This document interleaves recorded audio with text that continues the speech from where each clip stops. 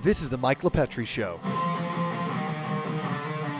This episode is sponsored by WBE Certified Premier Mechanical Services, a Long Island-based commercial HVAC company specializing in plan, spec, design, and build work in variety of sectors. Go to premiermechanical.net for more information today. Wow. Today we have a great guest on with us, Rudy Carmenaty, our expert on Winston Churchill. What's going on, Rudy? Welcome to the show. Well, thank you so much for having me, Mike. And this is an incredible opportunity because this year, 2024, marks the 150th anniversary of Churchill's birth. That's incredible. 150 years that man would have been. And what year was he born? He was born in 1874, November 30th, and he really led an extraordinary life. I mean, this is a man who was a soldier by training, a graduate of Sandhurst, which is the Royal Military Academy, the equivalent of West Point. He served in Parliament for almost 60 years consecutively from 1900 to 1964. He was Prime Minister twice, and if that were not enough, he was a historian, an author, a painter, a Nobel laureate. I mean, he led more lives in one life. He died at the age of 90, mind you. Wow. He lived more lives in one life than most men can dream of in multiple lives. And you know what was interesting about him is I mentioned the hard facts about him, but this is a man who also fought in about a dozen wars himself as a soldier. He survived 50 gunfights. It's estimated he drank over 20,000 bottles of champagne. You can't count the number of cigars he smoked. Yeah, that guy was just crushing those. Crushing. And along the way, he just managed to happen to defeat Adolf Hitler, win World War II, and set the United States, and I'll touch that in a moment, on the course for the Cold War and defeating the Soviet Union when Ronald Reagan came to power. See, for those viewers and listeners, you might see that Rudy has quite a passion for Winston Churchill. And many of us know the name. Right. Many of us know Winston Churchill, but really, who was he behind the scenes of the man? And we really want to dive into the biography of Winston Churchill, some background, his use of language, and I want to go into his wartime speeches and then post-wartime speeches for all the listeners, really what was going on behind the scenes for them to understand when these speeches were made, what was happening, what was going through his mind, personality, etc. But for those of you who don't know Rudy is an attorney and graduate of Columbia Law School, former president of the Columbia Law School Association, and has been cited across the world on both sides of the Atlantic Ocean, including being interviewed by the BBC. And Rudy was also the American proofreader for British historian, journalist, and New York Times bestselling author in 2018, Andrew Roberts, for his monumental biography, Churchill, Walking with Destiny. So, Rudy, I'm super excited to hear all about this. I mean, how you've just really divulged just the beginning. This is just the tip of the iceberg. I just scratched the surface, and the real key thing here is the use of language. And I think when he's one of the few people to actually receive honorary American citizenship. And when John F. Kennedy presented him that citizenship, John F. Kennedy said, "In the dark days and darker nights when England stood alone, and most men, save Englishmen, despaired of England's life, he mobilized the English language and sent it into battle." And that's what you need to understand, because I've spoken about a 90-year life, but the most supreme moment, the most sublime moment was in May of 1940, because that's when he became prime minister for the first time. He was prime minister twice, actually. Right. But his wartime ministry came in after several defeats, after France had fallen, and England stood alone. Because at that time, 1940, America was neutral. Pearl Harbor had not happened yet. Right. And the Soviets, the Russians, were allied with Hitler, with the Hitler-Stalin Pact of 1939. So basically, all Churchill had to save his countrymen and the cause of freedom was to hurl words of defiance against the enemy. And I know his predecessor, Churchill's predecessor, was Neville Chamberlain. Correct. So, and during that time, Chamberlain was very much a pacifist, yielding to Hitler and Nazi Germany. Right, the word was appeaser. Appeaser. And that's the key point you understand, because there was a long history here. Churchill, and here's the key. He stood outside the Conservative Party. At that time, he was a member of the Conservative Party. But he was always seen as an outcast because he was half American. He was not wholly British. And he was not part of the Oxbridge, people who went to Oxford and Cambridge set. He had gone to Sandhurst. So he was sort of seen as this adventurer, this reckless man, and he had been warning against Hitler since 1932. Oh, really? Yes. So the 1930s were what he called his years in the wilderness, when he was out of power, he was out of favor. The two dominant politicians were Stanley Baldwin, who was the prime minister during the abdication crisis. Yep. And then the gentleman you spoke about, who was Baldwin's successor, Neville Chamberlain. And Chamberlain believed that he could appease Hitler, that he could offer concessions to Hitler. And the most famous concession took place at Munich in 1938, where they gave up Czechoslovakia and basically threw a small nation to the wolves, only to save themselves. And at the time, Chamberlain was thought to be the wise man. Churchill was thought to be the belligerent warmonger who was pushing us toward war. But Churchill saw very clearly the menace of Hitler the same way a generation earlier he had seen the menace of Russia when Lenin took over, and his dream at that time was to strangle Bolshevism in its cradle. So here's a man who saw the two great enemies of freedom during the 20th century, fascism and communism, and took them both on. It's weird. As I'm listening to this, I almost see like a mirror image of what's happening today, where I'm seeing where people are talking about with what's going on with Russia, Ukraine, appeasement. Do we just concede Ukraine, give that over?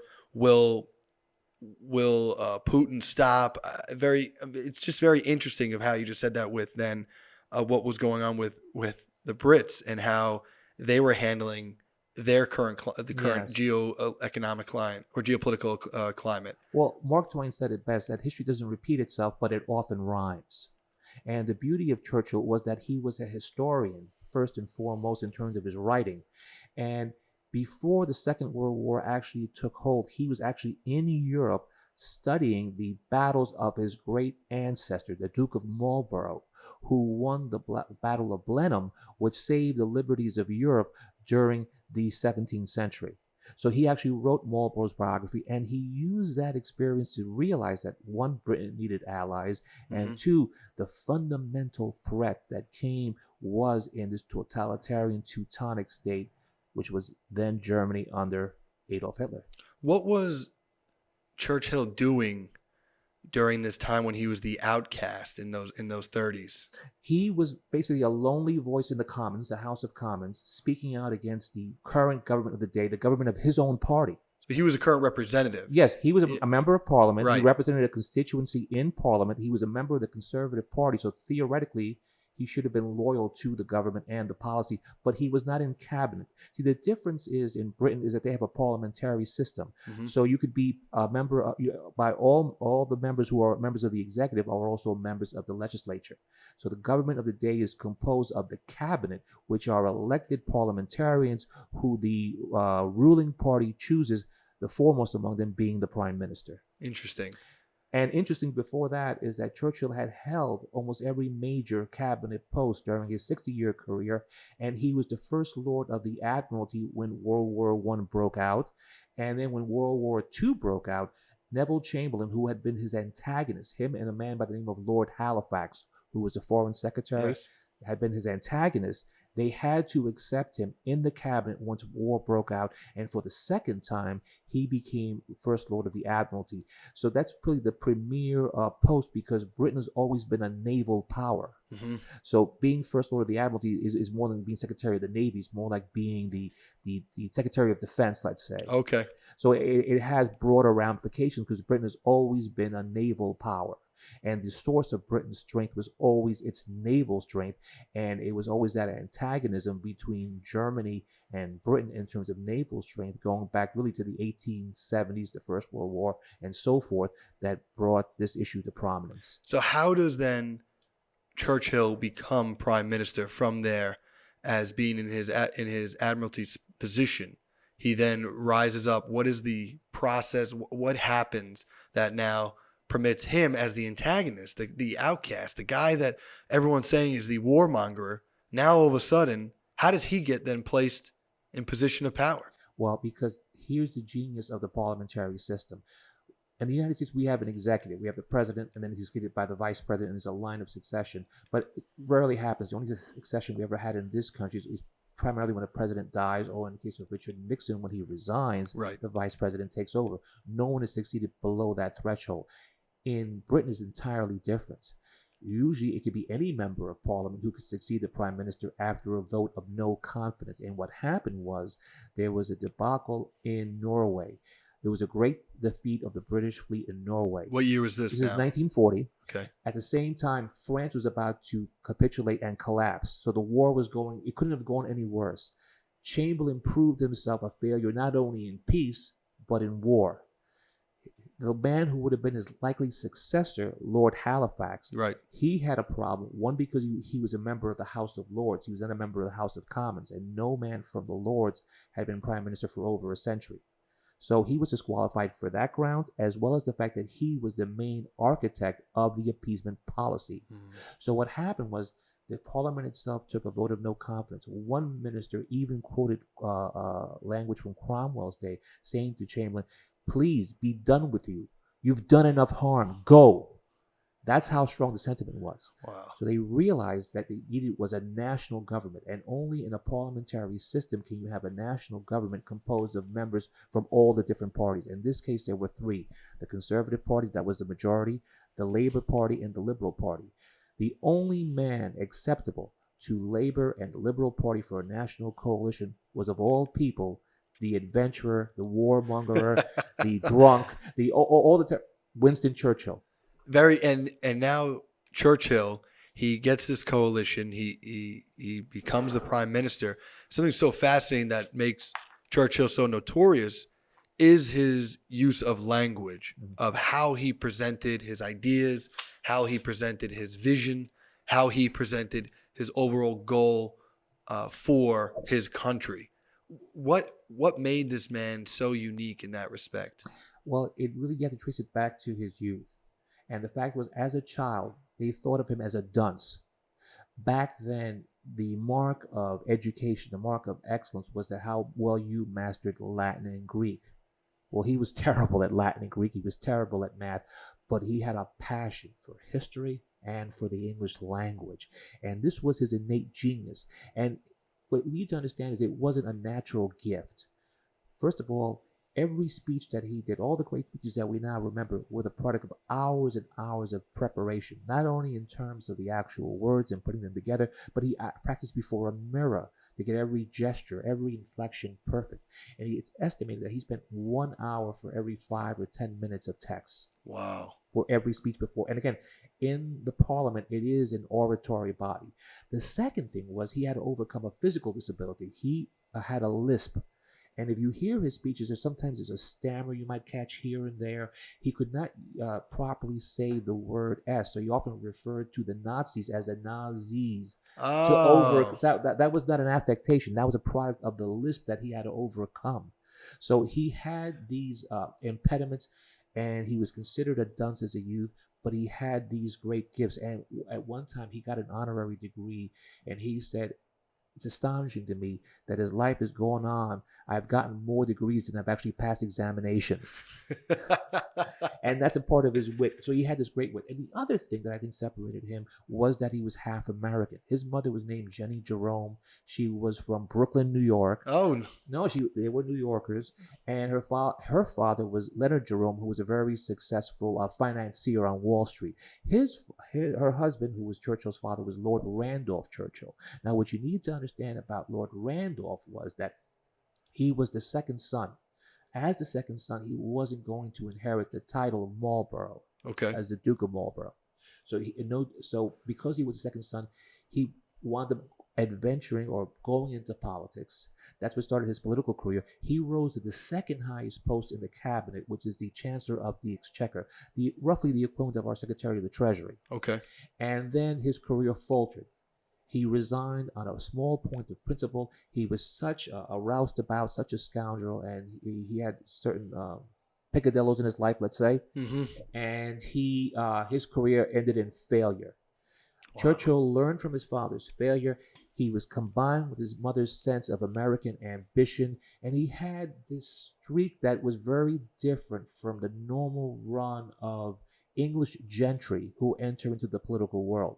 He got that partly from both sides of his family. But, it was interesting because in 1941, after Pearl Harbor, he came to the United States. He spoke before a joint session of Congress, and he said several things that were revealing. One was that his American forebears had played their part in the life of the United States. Two, he said that he wished his mother, who was American, could have seen him across the veil of years speaking before Congress. And most telling of all, he said, if my father had been American and my mother British, instead of the other way around, I might have gotten here on my own. Interesting. And I'm surprised that with his father's history, that he didn't get caught up in that either. Like his name wasn't tarnished. Well, or did he have to battle that? He had to battle the stigma of being Lord Randolph's son to the extent that Lord Randolph, he died very young. As a matter of fact, he died in 1895, and he died on the exact date for you. He died on January 24th. When was it? 1895. Yeah, January 24th? January 24th, 1895, Lord Randolph died, and that was and then Winston died 70 years to the day on January 24th, 1965. That's weird. Isn't that amazing? Yeah. And had Churchill died, Winston Churchill had died, say, in 1939, he would have been another Lord Randolph. What separated the legacy of Lord Randolph Churchill from Sir Winston Churchill is the years of 1940 to 1945, when he became the savior of his country. Right. And speaking of that now, let's dive into these years, these World War II years, where Churchill's speeches are just legendary. Mm-hmm. And I want to touch upon the blood, toil. We have the three of them: blood, toil, tears, and sweat. Mm-hmm. We have This Was Their Finest Hour. Correct. And then Do Your Worst and We Will Do Our Best. What is the exact order of these occurring? That's exact order, as you mentioned. Right. That is the right one. Because I have May of 1940, June 1940, and then Do Your Worst and We Will Do Our Best was shortly thereafter, Right. I I'll believe. give you the exact date for that right now, if you like. Hold on a second. That took place in 1941, July. The year after. 1941. Okay. Right. So I really want to highlight those because that set the tone for Britain. That was where where the people were galvanized. Yes, it was. And I want to break down. So let's start with the blood, toil, tears, and sweat. What was going on in this time? It's May 1940. What's happening with Britain? What's happening with the war? And where the state of mind for Churchill? If you go to his memoirs, he speaks about this moment quite intimately, and he writes the following. I felt as if I were walking with destiny, and that my whole past life had been but a preparation for this hour and this trial. And you need to understand, as I mentioned earlier, that Britain was alone. Britain was being defeated. They were not sure whether they were able to get their men off the shores of France, because France was collapsing. This is before Dunkirk, where they had the great evacuation. And, it's really in keeping with Churchill's notions of what war should be all alike, because he saw war as this great adventure. And, in broad terms, what you need to understand is he was a man who had this vision. And he was very much a man of genius. And he once said, all great things are simple, and many can be expressed in a single word: freedom, justice, honor, duty, mercy, and hope. And he combined that with courage, because he always believed that courage is rightly esteemed as the first of human qualities, because, as has been said, it is a quality that guarantees all the others. So in this moment, as the whole world was coming down upon them, and as this one man stood alone against not only the forces outside, but a nation that had been divided by defeat. Remember, Chamberlain had lost a no confidence vote, so the whole parliament was divided.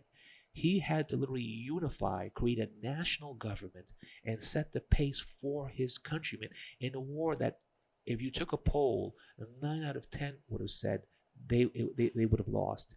And you also have to keep in mind there was an element of personal danger, because Churchill knew if the Germans won and they conquered Britain, he and his family would be the first to be wiped out. Right. And he told his family, and he said this quite seriously, that if the Germans do come and all you have is the kitchen knife and you take one German along the way, then you would have done your duty. See, Think of that.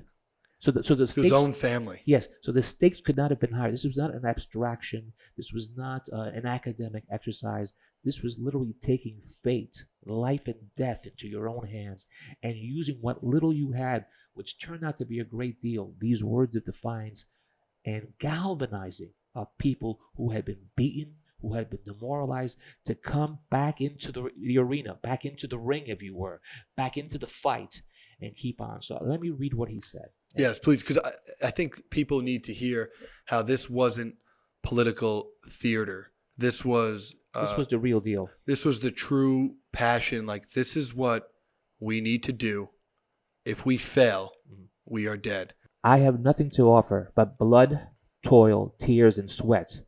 We have before us an ordeal of the most grievous kind. We have before us many, many long months of struggle and of suffering. You ask, what is our policy? I will say it is to wage war by sea, land, and air with all our might and with all the strength that God can give us, to wage war against a monstrous tyranny never surpassed in the dark, lamentable catalogue of human crime. That is our policy. You ask, what is our aim? I can answer in one word. It's victory. Victory at all costs. Victory in spite of all terror. Victory however long and hard the road may be. For without victory, there is no survival. Think about that. And these are people who are listening to this over their radios, not only in London, but in shacks all across Britain and also in America, because also he was playing to an American audience. Because, again, America was neutral then. FDR, Franklin Roosevelt, wanted to help Britain. But the politics at the time, believe me, this is the 1940 election. Mm-hmm. So he's running for a third term. He's being accused of being a warmonger himself. He's trying to say, I'm going to keep the peace. But Churchill knew and Roosevelt knew ultimately America would get into the battle. So he was playing to not only his audience at home, but an audience here in the United States. And this wasn't just a one-off, because only a year later, this is at Harrow. This was they called them public schools, but essentially prep schools that he went to as a child. So he's speaking to young men who ultimately would be going into the forces. And he said the following: never give in. Never, never, never, never. And nothing great or small, large or petty, never give in except to convictions of honor and good sense. Never yield to force. Never yield to the apparent overwhelming might of the enemy. So this is a man who, he's living and breathing in real time the most existential crisis that his country, indeed the world, had ever faced, the menace of Hitler. And he took it on almost single-handedly and embodied his times, his countrymen, and a much broader human cause. And I think now that it motivates and mobilizes his countrymen to now move towards June of 1940. Yes. What we're focused on with this was their finest hour. And I think that's a great juxtaposition to how he conveyed to all that I, as your prime minister, will give it all. Mm-hmm. Will lay it all out on the line. I am here right with you. I am right beside you. And this is our moment to defend our country from the terrors of evil.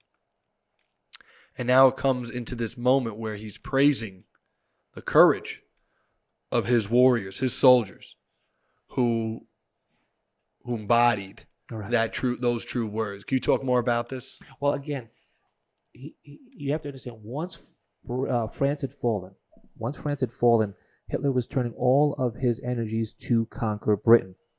And he had to cross the 90-mile, the English Channel. And Hitler did. Yeah. But he had free bombing range because he had all of France. So literally, he had all of Europe lined up against England.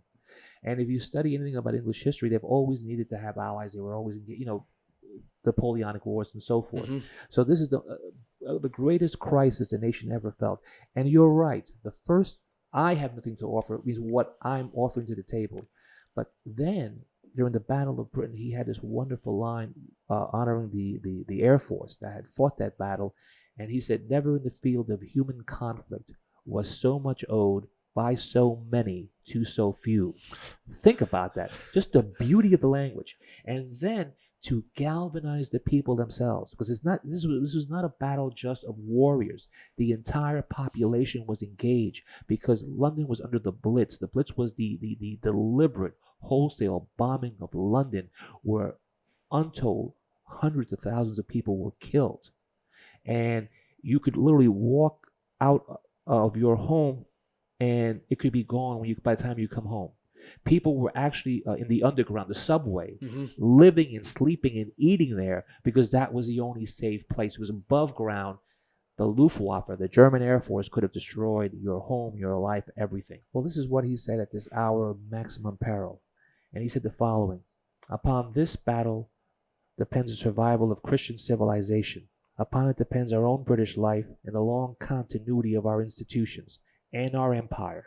The whole fury and might of the enemy must very soon be turned on us. Hitler knows that he will have to break us in this island or lose the war. If we can stand up to him, all Europe may be free, and the life of the world may move forward into broad, sunlit uplands.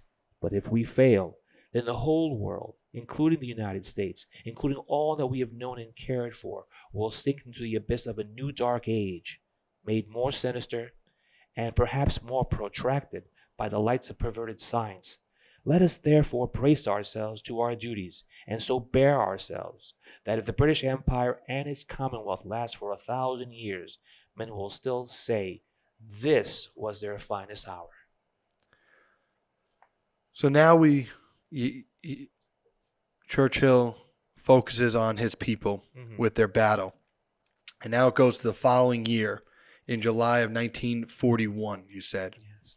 And it was the do your worst, we will do our best. And this was a direct call against Hitler, right? Targeting him, then the Nazi, as he says, the Nazi regime, and the people of Germany, where he's showing how the good versus evil dichotomy. I thought that was very clever in his speech, where he's positioning the people to showcase the hero versus villain, good versus evil, angels versus devils. And I think that was brilliant symbolism, truly, with how he can motivate his people just through those simple words of what you're representing to your countrymen. And I want to know, like, what are your thoughts with behind the scenes now, this speech? What's happening here that sets him up to really go on the offensive in this aggressive call out? Well, again, we're talking about they've just won they've won the Battle of Britain. They have survived. But the issue is not just survival now, it's soon going to be victory. And he's, of course, looking for allies. The first ally being the Russians after Hitler turned on Stalin during Operation Barbarossa at this time in July of 1941. He's also bringing the Americans into the conflict through the Lend-Lease Act, if you recall. Oh, yeah. Where FDR was lending destroyers and war materials to the British. And within this is in July, so within less than 6 months, Pearl Harbor will strike. The Japanese will strike at Pearl Harbor, and the Americans will be in the war. But you know what? The beauty about this speech is this was not a speech given in Parliament.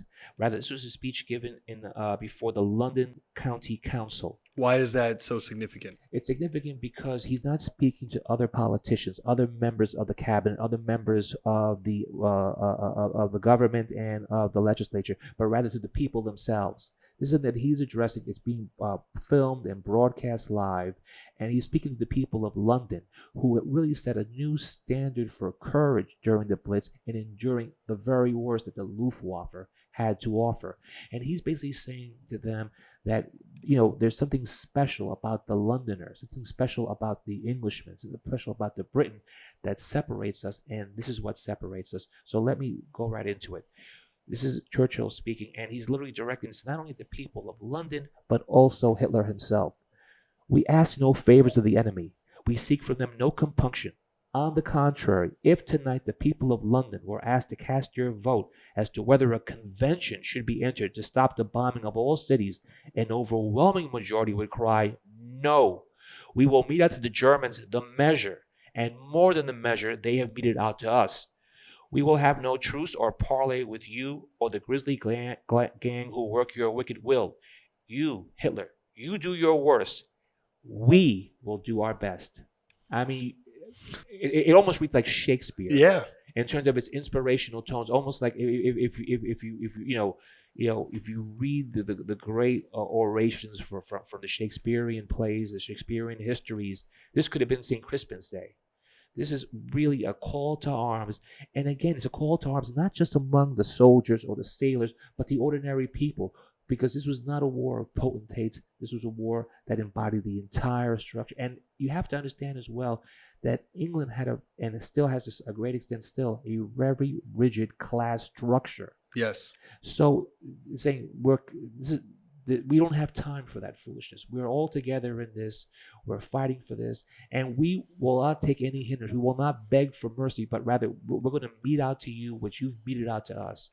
And what was lovely about this speech is that it echoes itself several years later at Westminster Hall in 1954 when he was having his 80th birthday celebration, November 30th. This is what he said, and it matches what he said before. This is 1954. I have never accepted what many people have kindly said, namely that I inspired the nation. Their will was resolute and remorseless, and it proved unconquerable. It fell to me to express it, and if I found the right words, you must remember that I have always earned my living by my pen and my tongue. It was the nation and the race dwelling around the globe that had the lion's heart. I had the luck to be called upon to give the roar.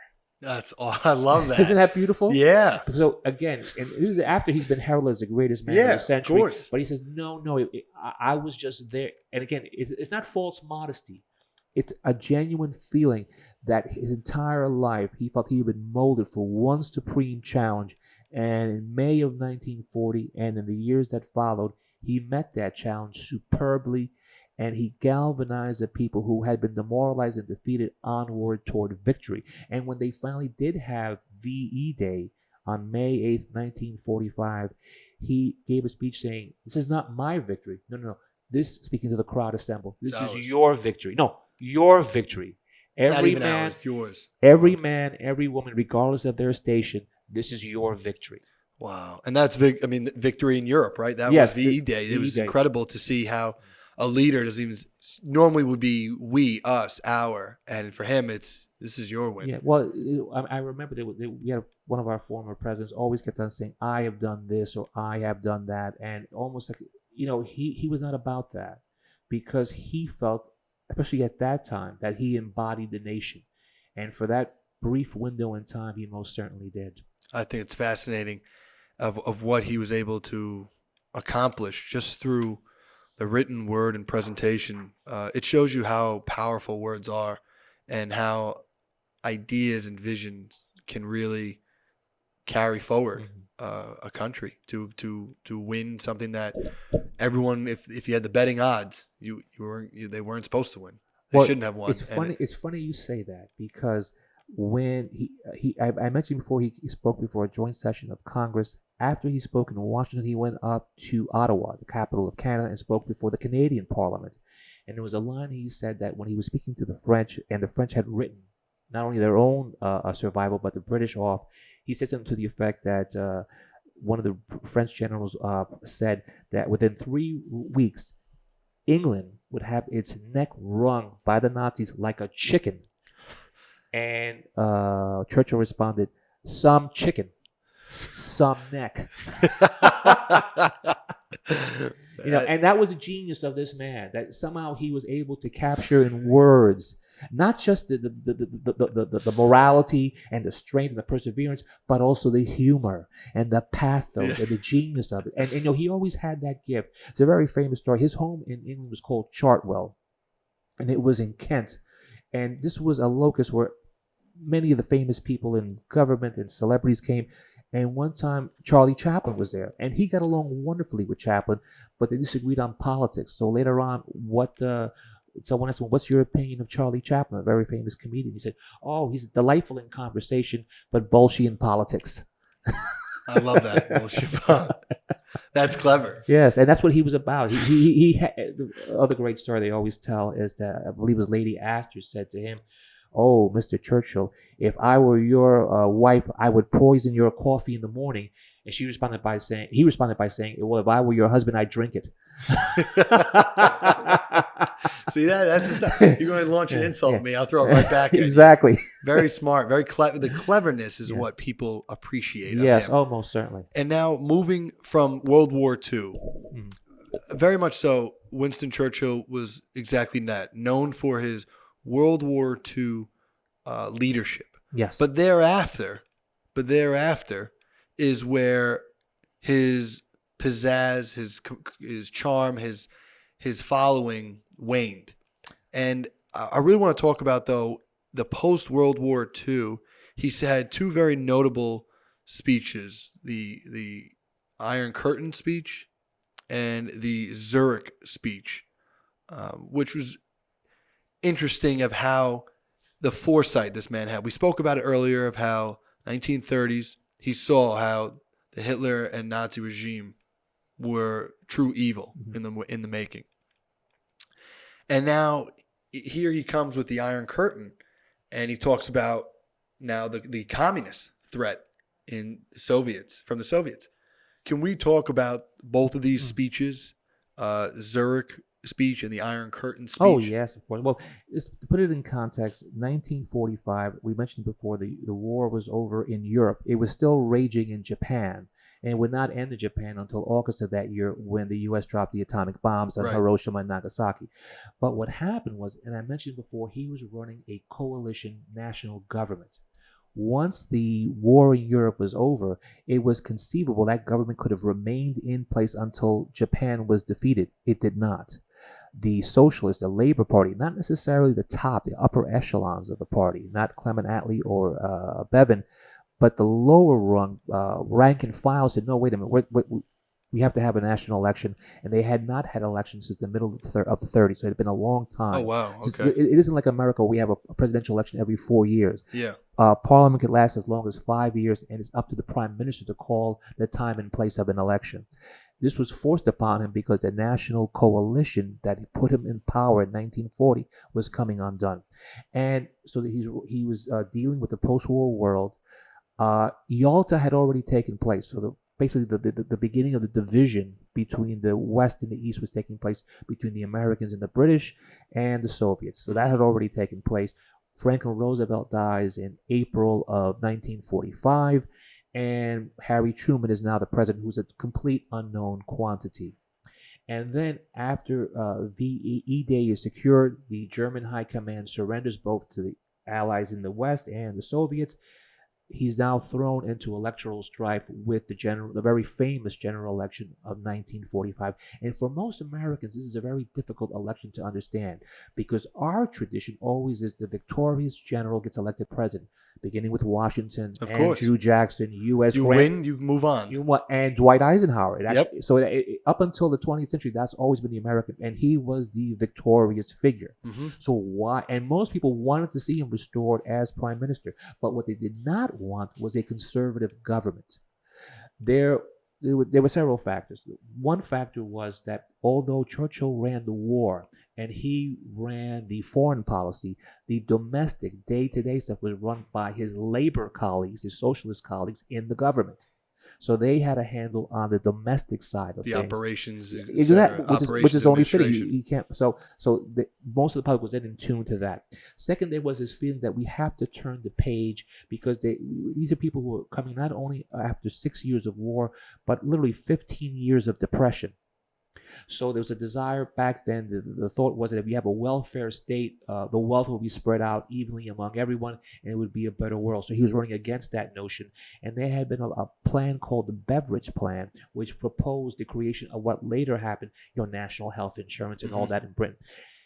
And the other factor, which I've always spoken about his virtues, But I also have to say that he was not always 100% on the money. He made his mistakes, and he was many of his political mistakes, like he supported Edward VIII during the abdication crisis, came back to bite him in the 1930s and undermined his credibility. But the biggest single gaffe that he made in terms of being an orator instead of being a politician was during the 1945 election, where he said that if the socialists come into power, they ultimately have to set up a political police on the order of a Gestapo. Well, this is coming right on the heels of World War II. It was a terrible gaffe for several reasons. One is that unlike other countries, Germany or Russia, or even later China and Cuba, no Gestapo was ever going to take place in Britain. The democratic principles were there. And also the man who was going to succeed him, Clement Attlee, who had been his number 2 in the cabinet, basically was almost like a monkey with an organ grinder. Whatever Churchill said, he said, yes, sir. So the idea that this meek little man would start a Gestapo seemed incongruous. As a matter of fact, Churchill once described Attlee as a modest man who has a great deal to be modest about. So that blew up in his face, as well as the temper of the time. So he was cast out. He lost the 1945 election, and he was at the lowest ebb in his fortunes. He thought, the whole world thought he was going to be reelected, and it didn't happen. Ultimately, he did come back into power in 1951 and had a second premiership from 1951 to 1955 during peacetime. Why was that? After he loses, was it because just the policies in place were... Well, people reacted against the socialist policies in place, and they were tired of the post-war austerity. It's one thing to say you have austerity during war. People understand that. But the post-war austerity, and that the socialist state did not materialize all the blessings that people thought.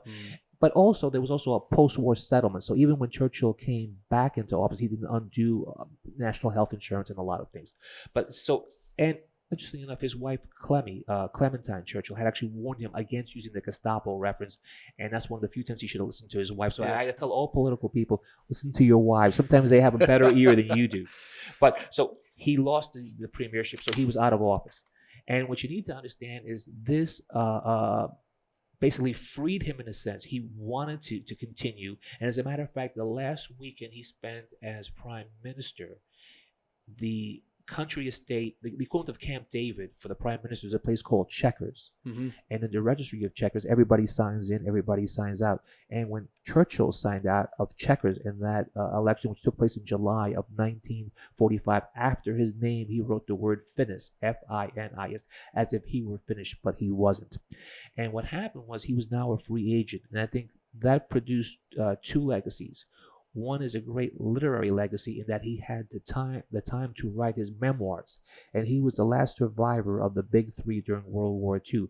Roosevelt died in 1945, Stalin died in 1953, he lived till 1965, and he produced these volumes here, which are his World War II memoirs, and this is what guaranteed him winning the Nobel Prize for Literature in 1953. And these books really... it gave Churchill a monopoly on history for 2 generations on the history of the Second World War. So it's a phenomenal literary achievement that took place. But also, he was a world statesman, and he remained in Parliament. Unlike in America, when you lose an election and the president goes into retirement. Right. Back then, it's not so common now, but the tradition back then was that the former prime minister would now become the leader of the opposition, which he was. Oh, okay. So he stayed in Parliament. He was still involved. He was still involved on the opposition benches, not the government benches. Yes. And because he was now a free agent, he wasn't the prime minister, he could have the greater freedom to speak, and he gave these 2 great speeches, which I think have a strong influence on the world that came. The first one was the famous Iron Curtain speech, and that took place here in Fulton, Missouri. Where was Truman from? Missouri, right? Missouri. Yep. So, and you have to understand that this was a time when we were realizing that our former Soviet allies had their own ambitions, had their own designs, and were not living up to the agreements that they had made to FDR and Churchill at the Yalta Conference. So they were taking over and gobbling up all the small countries, Poland, Czechoslovakia, that would become a part of what later became the Eastern Bloc or the Warsaw Pact. So this was happening then. And most Americans, 1, saw the Russians still as our wartime allies. 2, this is the people who had just fought a world war. They were tired, they were battered, They wanted to get on with their own lives, get back to normal. Get back to normal, Yeah. exactly. And the idea that now we're going to gear up for this conflict with our former allies, no one wanted to hear that. Right. Everybody wanted to hear about it. Here we go again. Here we go again. Yep. Exactly. So only Churchill could have made this speech because, again, FDR was dead. Truman was an unknown quantity. Eisenhower was over in Europe. General MacArthur was in the Pacific overseeing Japan. Right. So he was the only figure of any stature that could have alerted not only the world, but this nation to its post-war commitments. And he maintained that credibility within the United States as well, because they respected him, that he was able to come over here and warn in a manner that people can both sides of the aisle can provide credibility to. Well, interestingly enough, two freshman congressmen who were part of that Congress, the 80th Congress during this time, both admired Churchill. You know who they were? Who? John F. Kennedy and Richard Nixon. They see? And that tells you everything you need to know. It absolutely tells you everything you need to know. So the main thrust of this, because the speech was really about the prologue to the very famous line that really, this is the day, March 5th, 1946, that the Cold War started. Every historian dates the Cold War as beginning on this date when Churchill made this speech in Fulton. And everyone knows the very famous line, which added a new phrase to the language, the phrase the Iron Curtain. But what you need to understand is the prologue in that speech was saying how all through the 1930s he had warned his countrymen that Germany was a menace, that we could have prevented the Second World War, that we could have avoided the catastrophe that befell us from the years 1939 to 1945 only if we took strong concerted action against Germany at that time. And basically the theme was, you didn't hear me the first time. Please hear me now, because there's a new menace on the horizon, and that is the Soviet Union. And basically, he outlined all the great capitals of Eastern Europe, and he said the following: from Stettin in the Baltic to Trieste in the Adriatic, an iron curtain has descended across the continent. And that phrase caught the public's imagination. Iron curtain has descended across the continent. Right. So much so that when China fell, they called it the bamboo curtain. Wow. So shows you the power of the oratory. Yep, the imagery. Right. And you have to understand that he always believed that the great menace was the Soviet Union once Hitler was defeated. When Hitler attacked the Soviet Union, he said the following: if Hitler invaded hell, I would find something nice to say about the devil in the House of Commons. So this always was a marriage of convenience. The other thing to understand is when after World War I, his ambition, and again, it was very controversial then, was, as he said it, to strangle Bolshevism in its cradle. And this wasn't mere words. After the October Revolution and the Bolsheviks took over, Russia descended into civil war between the Reds and the Whites. And Churchill actually sent British forces into Russia to defeat the communist regime. It didn't succeed, of course. And ultimately, he needed to have the Russians during World War II under the guise of Stalin. But he always realized that Stalin was an evil on the par of Hitler, and this was at most during the war a marriage of convenience. And at the Yalta Conference, he tried, because at the time Roosevelt was ailing, he was faltering.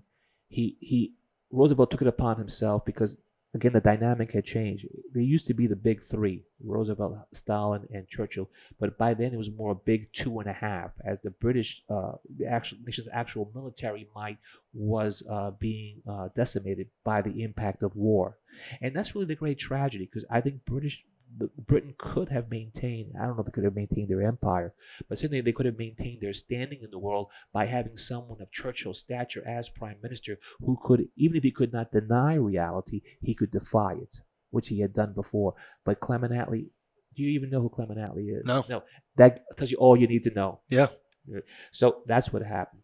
And this speech really was what started the commitment for the American people to get behind what John F. Kennedy himself called a long twilight struggle that would ultimately see its vindication in 1989 when the Berlin Wall fell, and all of the prophecies and all of the vision of people like Truman, like Kennedy, like Nixon, like Ronald Reagan, who ultimately deserves the credit for that.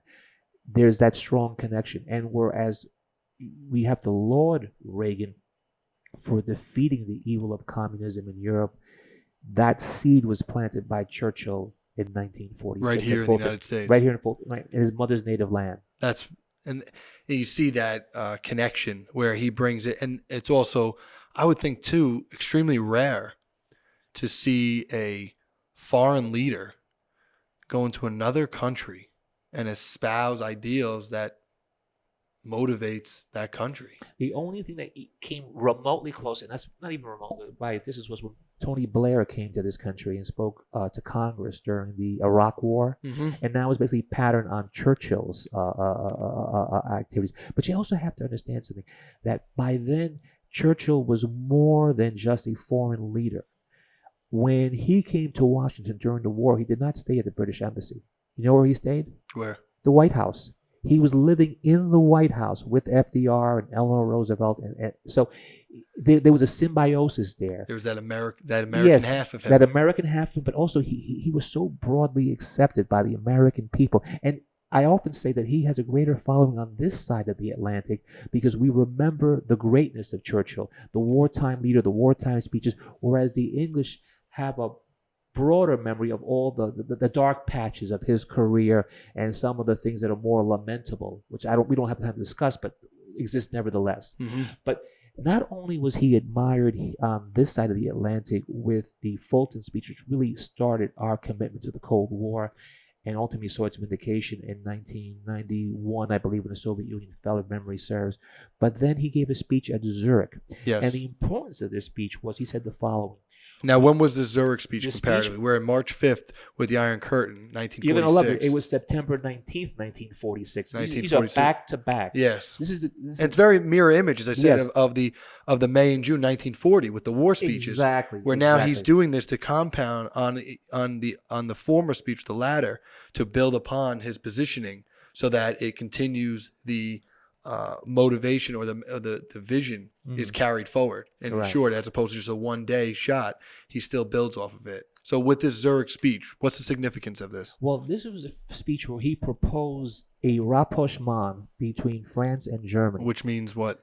They would come together as partners. Okay. Now, you have to understand, these two countries had been at war on and off since 1870, the Franco-Prussian War, World War I, and now World War II. And one had defeated the other back and forth. Most of the First World War was fought along the Western Front, which was France. So these are two people who hated each other, who had a vile passion against one another because they had been at war now roughly for 75 years. So the very idea that France and Germany would get together, which is what ultimately happened, and much of the credit goes to Churchill's wartime ally, General Charles de Gaulle, when he became president, but it predates him, as well as Konrad Adenauer, who was the great post-war German statesman who created the state of West Germany. And he had been in prison for 12 years under the Nazis. He had been the former mayor of Cologne. But because he was a Catholic, his Catholic faith would not allow him to take part in the German state, and particularly in the Holocaust. Wow. So, and this is what he said. We must build a kind of United States of Europe. We must all turn our backs upon the horrors of the past. We must look to the future. We cannot afford to drag forward across the years that are to come the hatreds and revenges which have sprung from the injuries of the past. The salvation of the common people of every race and of every land from war or servitude must be established on solid foundations and must be guarded by the readiness of all men and women to die rather than to submit to tyranny. So basically, and he's saying this in 1946. This is basically a year and a half after VE Day, after France has been liberated from the Nazi yoke. And yet he's saying we have to bring Europe together. And this very much goes into the issues facing Britain now. I'm sure in the last 6 years, many Americans know about Brexit and the tension it is between the European common market.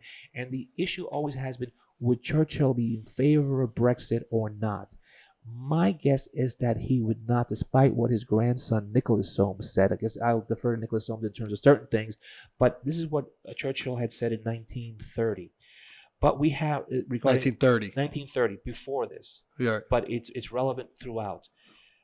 But what we have is our own dream and our own task. We are with Europe, but not of it. We are linked, but not compromised. We are interested and associated, but not absorbed.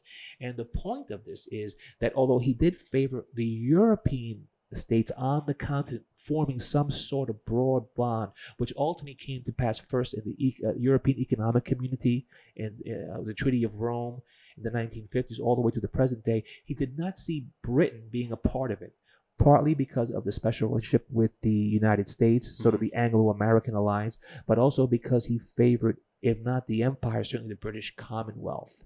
So the implications were, because during the whole Brexit debate that took place in 2016, his name was bandied about by both sides because they were able to find elements that they could cherry pick. But my definitive analysis, having studied the issue, is that he would have agreed that Europe should be united, but not necessarily that Britain would be a part of it. Wow. See that? And that has implications for our present day, as does the notion of collective security in that critical part of the world with Russia and the Ukraine. And it shows you the lasting effect Churchill has had upon his nation, upon the world, frankly, in terms of influencing how policies are carried out, decisions are made. Oh, yes. Which truly shows the figure he was and the impact he left behind.